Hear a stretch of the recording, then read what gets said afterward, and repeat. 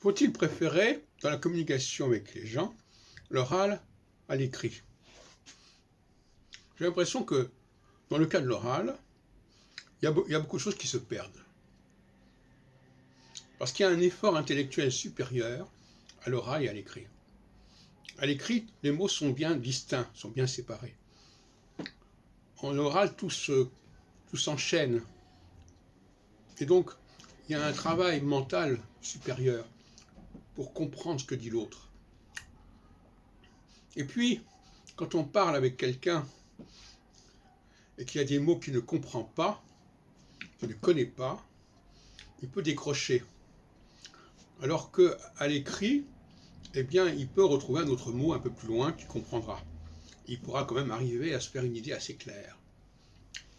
Une chose que je regrette et qui est assez pénible, c'est quand on dit quelques mots dans une langue étrangère à quelqu'un et qu'immédiatement cette personne commence à nous parler dans cette langue étrangère en supposant que puisque nous avons dit ces mots-là, nous comprenons tout ce qu'il va dire.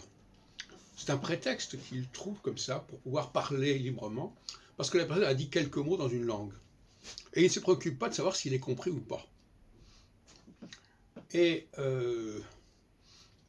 parce que ça lui, comme souvent, il n'a pas l'occasion de parler dans sa propre langue, il en profite quand il a le prétexte de quelqu'un qui pourrait éventuellement comprendre ce qu'il dit. Et je crois qu'il est bon, d'une certaine manière, que les gens parlent dans une langue qui n'est pas la leur. Parce que ça coule moins vite et c'est plus facile à capter. Donc, encourager les gens à parler dans leur propre langue, ce n'est pas forcément un service à rendre à la communication. D'une certaine manière, quand je parle à quelqu'un dans une langue dont je sais qu'il ne la connaît que peu, eh bien, je dois ralentir mon rythme et, d'une certaine manière, ne pas chercher à parler une langue parfaite. Parce qu'on ne parle pas une langue parfaite à un étranger. Ça n'a pas de sens. Il faut désarticuler un peu la langue que l'on parle,